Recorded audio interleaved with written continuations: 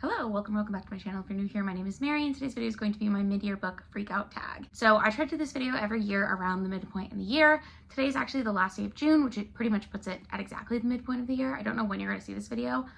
I'm pre-filming some stuff right now because I've missed a couple uploads and I'm gonna be busy for the rest of the month, so I'm trying to get some stuff going. I basically have sourced the questions of this. I don't know where the original tag was from. I don't know who made it, and I don't know really which questions are part of the original tag or not at this point, but I've sourced them from a couple different spots, and I'm just gonna kind of go through them in the order that I found them in, and hopefully I remember to go down below and list out the questions for you so you can jump around if you'd like to. So the first question that I'm gonna answer is just a general, how has your reading gone so far this year? Pretty good. I have read 119 books, I believe, at this point in the year, which is a ton, and I'm very happy with that number. I do have some readathons that I've tried to participate in that I have not quite done. I have some videos that I've scrapped halfway through that I've DNF'd. I have DNF'd a lot more this year than I normally do, but I think it's good because it's keeping me interested in reading, and I'm just trying to like relax and enjoy it, basically is what I'm doing. So I think I've had a good reading year so far. The second question is, what is the best book that you've read so far in 2024? And my top book of the year still is Definitely Better Now by Ava Robinson. I read this in January, I think, and I loved it. So it's about a 26-year-old woman who is just finishing up 1 year of sobriety after realizing that she's an alcoholic. And she's sort of like, her year of sobriety so far has kind of been a blur, but also like she's been very confined to her apartment. She hasn't really been going out with friends. She hasn't been going out with coworkers. She's really embarrassed about having been an alcoholic, but alcoholism also runs in her family. And her dad, who is an alcoholic, has reached out to her for the first time in a really long time. And so she's kind of trying to rebuild a relationship with him. Her mom has a new boyfriend that she's just finding out about, and her mom's actually gonna move in with the new boyfriend. So she's like dealing with that. I think her mom's gonna move out of her childhood home. And so she's like trying to figure out what's going on with that. It's just about her like picking up her life at 1 year sober.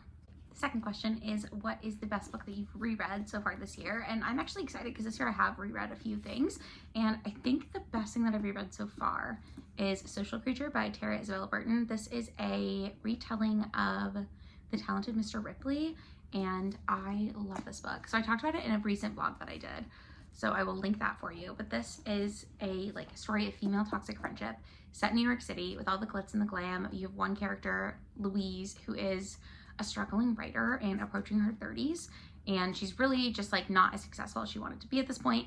And then you have Lavinia, who is I think like 22 or 23. She's a very young socialite. She might even be younger than that, 21, 22, or 23. And she is living in this really lavish apartment in New York City. Her parents are very wealthy, and she meets Louise and kind of takes her under her wing. And then they sort of, the dynamic of their friendship becomes very toxic, and it just sort of follows what happens in that situation. And I love this book. I did reread it this year, obviously, and I'm probably going to reread it again because I just have such a good time with this book every time I read it. The next prompt is, what is the best sequel you've read so far this year? And I'm going to go ahead and say Oathbringer by Brandon Sanderson. I'm torn because I haven't read a ton of sequels this year, but I did read and love Oathbringer, and I also read and loved Hollowpox by Jessica Townsend, which both of them were the third book in a series. Oathbringer is the third book in the Stormlight Archives by Brandon Sanderson, which is an epic fantasy series, and Hollowpox is the third book in a middle grade fantasy series. The Morgan Crow series is like very sweet. That's what Hollowpox is in. And then Oathbringer obviously is like an epic high fantasy. I did read that in the vlog that I actually just talked about, where I also read Social Creature. I just finished Oathbringer. And I do talk about in that vlog how I think I'm gonna need to go back and reread the first two books and the third book before continuing on, because I found the third book kind of not confusing, but like I had lost the plot on several of the things that are happening because it is such an extensive list of characters. It's such a like wide-ranging plot that it's kind of like, it takes a lot of focus to follow. The next prompt is, what is a new release that you haven't gotten to yet but you would like to? And I don't know if it's out yet, but I think the answer that I have for this, I have two like 2025 releases that I'm still like really looking forward to, but I haven't read yet, and I don't know if they're out yet. The first is Silverborn, which is the 4th book in the Morgan Crow series. I would really like to read that. The 4th book in a middle grade fantasy series. The Morgan Crow series is about this girl, Morgan Crow, who is a cursed child. So when she turns 11, she's supposed to die, except for she gets taken to this like magical school setting type of thing. And once she gets there, she realizes she has these like special powers that other people don't have. It's kind of like a magic school, so everyone kind of has some sort of special powers, but hers are different than everyone else's. I'm sorry if you can hear my dogs running around in the background. My patience is being tested. The other book that is still on my radar that I think comes out in July, if I'm not mistaken, is Bewitched or Bewitching by Sylvia Moreno Garcia. I don't really know what it's about. I've actually only really liked one book by Sylvia Moreno Garcia that I read, but I loved it. It's Silver Nitrate. I am wanting to reread that at some point. So her new book was on my radar because of how much I like Silver Nitrate. I have Mexican Gothic still on my TBR that I haven't read yet, and there's another one that I haven't read yet. I did read Gods of Jade and Shadow, wasn't a huge fan of it, but from what I see online, a lot of people aren't a big fan of that one, so I think that might just be a weaker book by her, if that makes sense. So anyways, I am looking forward to her newer release, which hopefully I will put a picture up here of. Then the next question is, what is your most anticipated release for the second half of the year? Either of those counts, I think, because I think Silverborn, I want to say it comes out this fall, and then the Sylvia Moreno Garcia book, like I said, comes out in July, which is technically the second half of the year. So those are the two books that I'm like really anticipating. There was another one that I saw that comes out in July that I'm interested in. The Irresistible Urge to Fall for Your Enemy by Bridget Knightley. This is in a series called Dearly Beloved, and it's classed as enemies to lovers fantasy romance. So it looks like it's a little like mad scientist-y.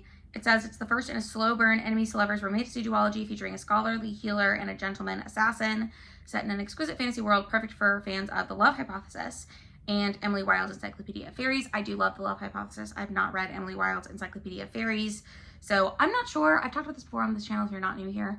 I'm not sure if I like fantasy romance very much.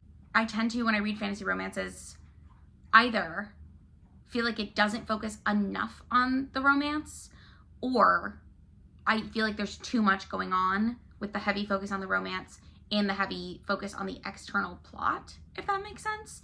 Like, I feel like my preference for romances is either, okay, I like a fantasy book where there's like a love interest happening in the background of everything, but then that's not really fantasy romance, that's fantasy with a romantic subplot.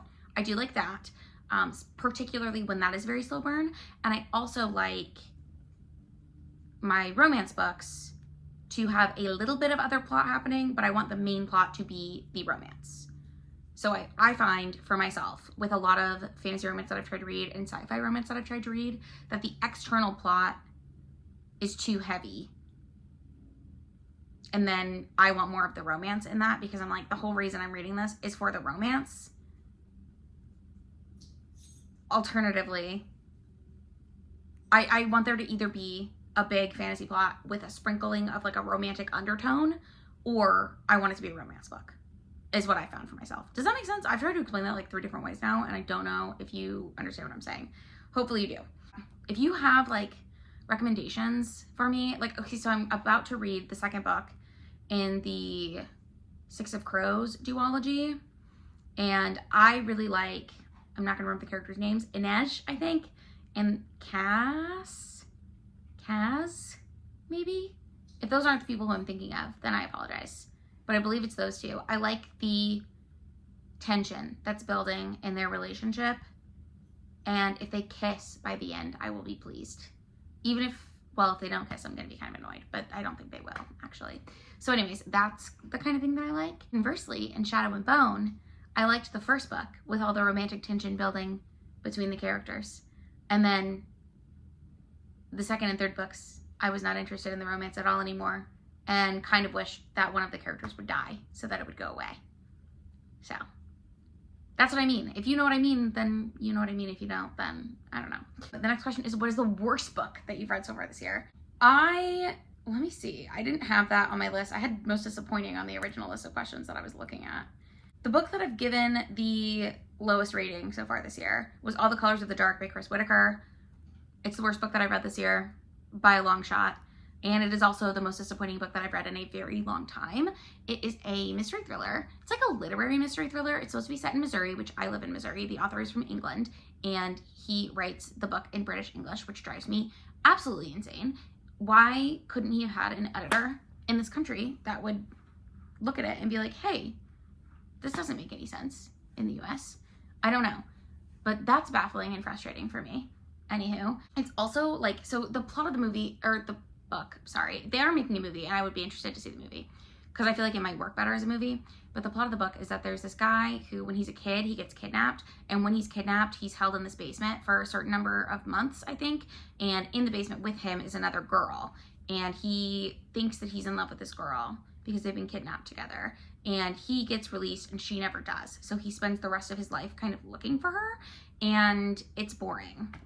It's boring. There are a lot of like connections being made that don't actually make any sense. Like, it's so bad that the author had to explain in detail how things were connected to the beginning of the book.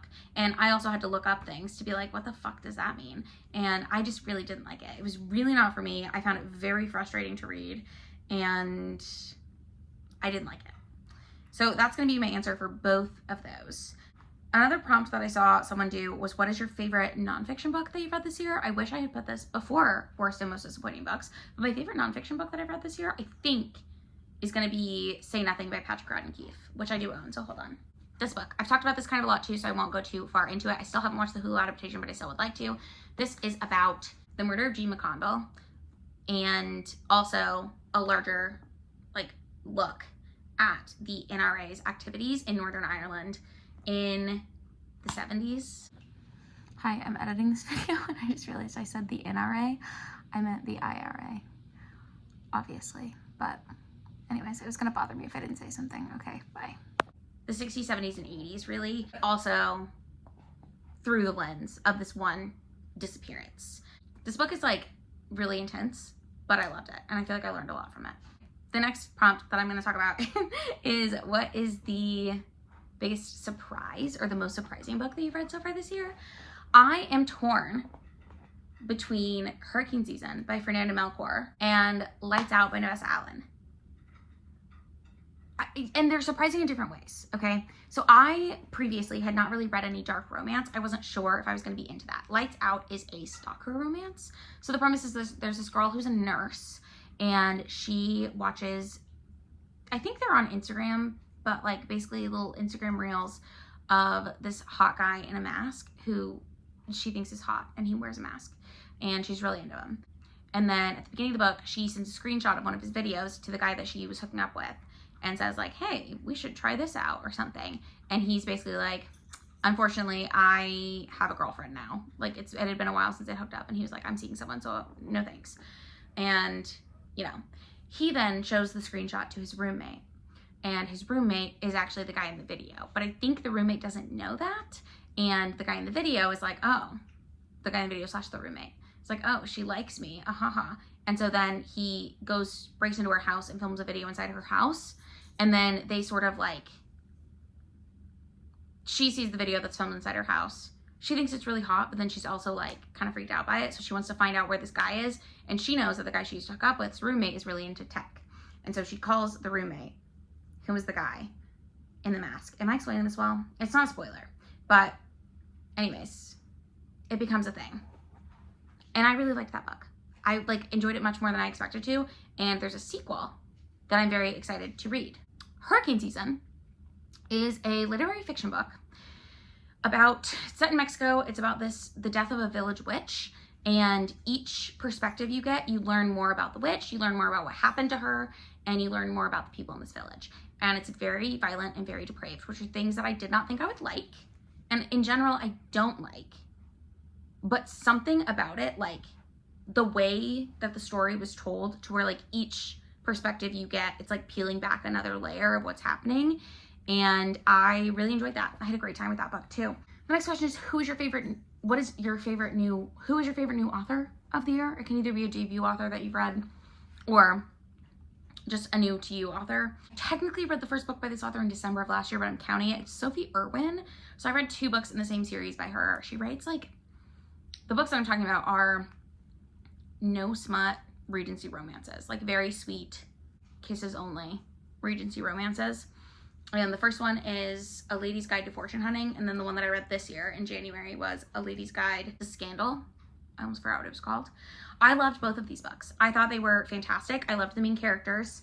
I loved the like love interests. I thought the tropes used were like really well executed, and I was like giggling and kicking my feet, which is what I want out of a romance. So I had a great time with both of these books, and I will be definitely picking up more by Sophie Irwin. I don't know if there's more in this series. I want to say there is, but I could be wrong about that. But I do plan on picking up more books from her in the future. The next prompt is, what is a book that made you cry? I am having a hard time thinking of anything that made me cry, to be honest with you. I do know I teared up and like had a little cry in White Boy Shuffle by Paul Beatty. That is a satire book from the 90s, and it's about this kid. It's like a coming of age story. This guy whose name I'm not gonna remember, Gunnar. I am gonna remember, go me. And he basically, it's a black kid, and he moves from San Diego in the suburbs into inner city Los Angeles with his family when he's like 13. And then it's just like a satirical look at like inner city life and race politics in the inner city. It pokes fun at like rappers and like the East Coast versus West Coast thing that was going on at the time. It also pokes fun at gangs and gang violence, gang initiation, all of that stuff. And then Gunnar ends up like doing really well in school, and it just talks a lot about like the expectations for being a black youth versus the like reality of it, if that makes sense. I love this book. There are, from my perspective, there were some like really sad parts, and I don't know that they were supposed to make you cry, but I do think it was intended to make you like think about things and think about like stereotypes we have of people.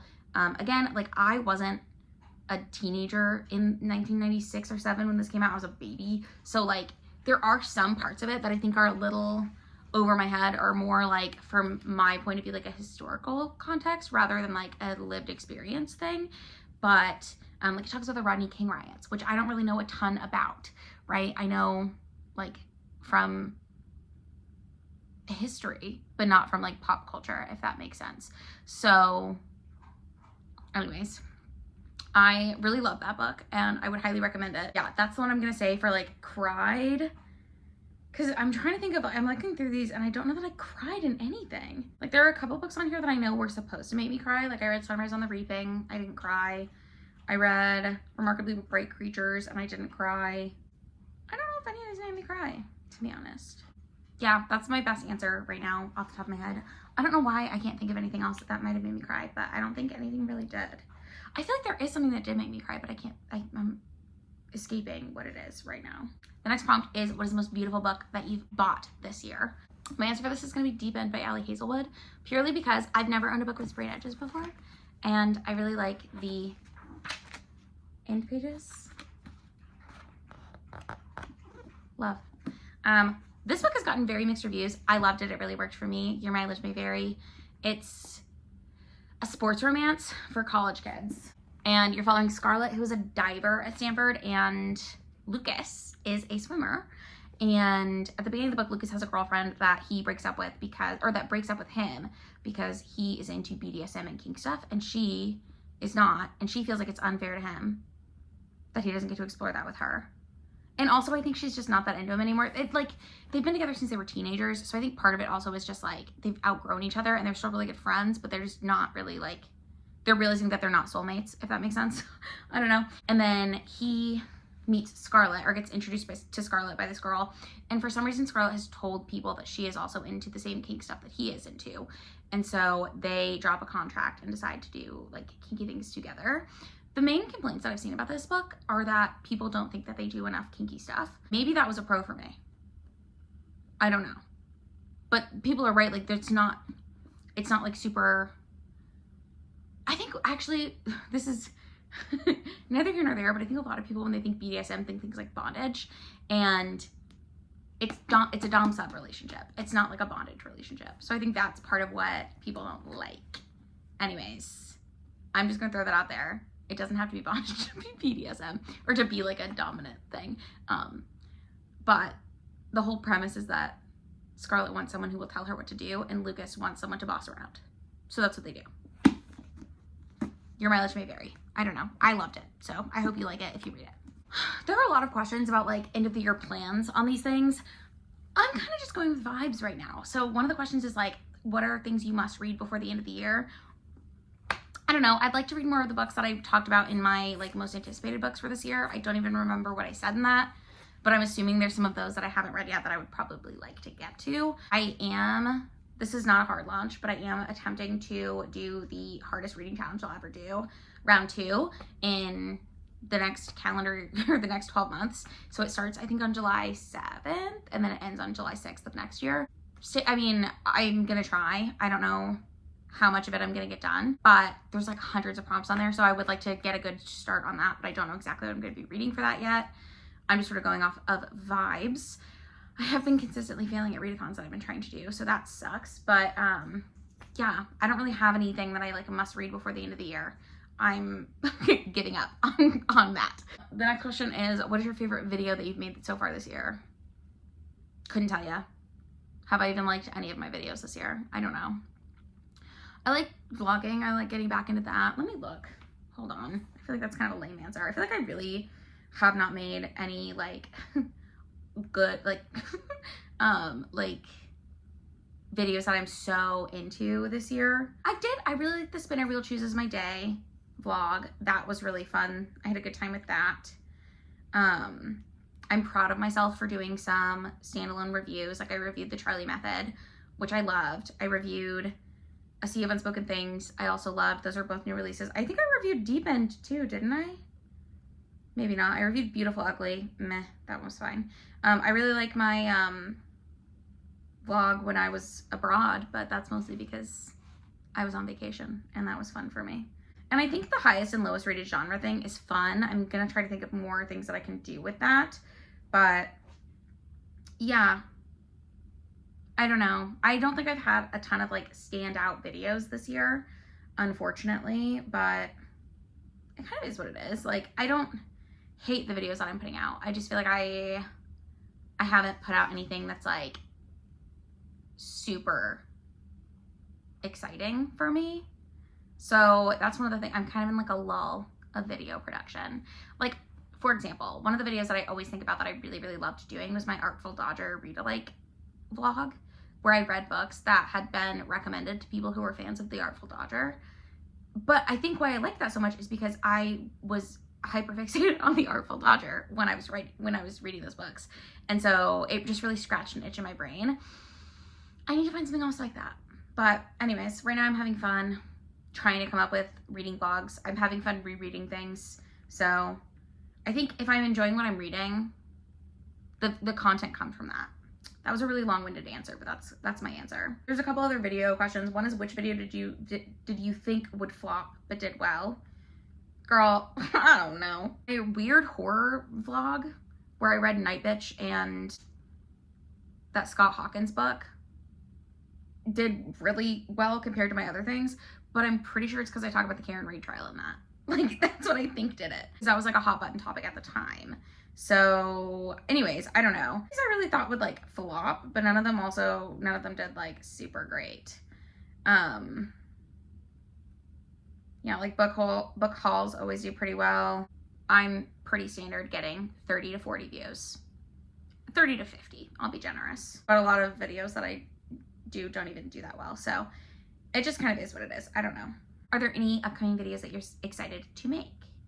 Kind of. I'm excited to continue vlogging. I do think the hardest reading challenge I'll ever do, I'm going to try to vlog each of the challenges. There's 24, and then the 25th is to come up with your own. If you haven't seen it, I'll try to link Keywordy's video down below. I saw Amy from Easter Reads make her TBR, and I was like, that sounds fun. I want to do it. So that's why I'm doing it. I did not participate in the round 1. I had never even heard of it before like 2 weeks ago, but now it's my hyperfixation. So here we are. I'm like gearing up to go. I wish I had already started, to be honest. But anyways, the 25th prompt is to like make up your own, or the 25th challenge is to make up your own challenge. And my challenge is going to be vlogging each of the challenges. We'll see how that goes. I don't think I'm going to vlog every single book for each of the challenges because you are allowed to double up books. So you can use one book to cover 2 prompts.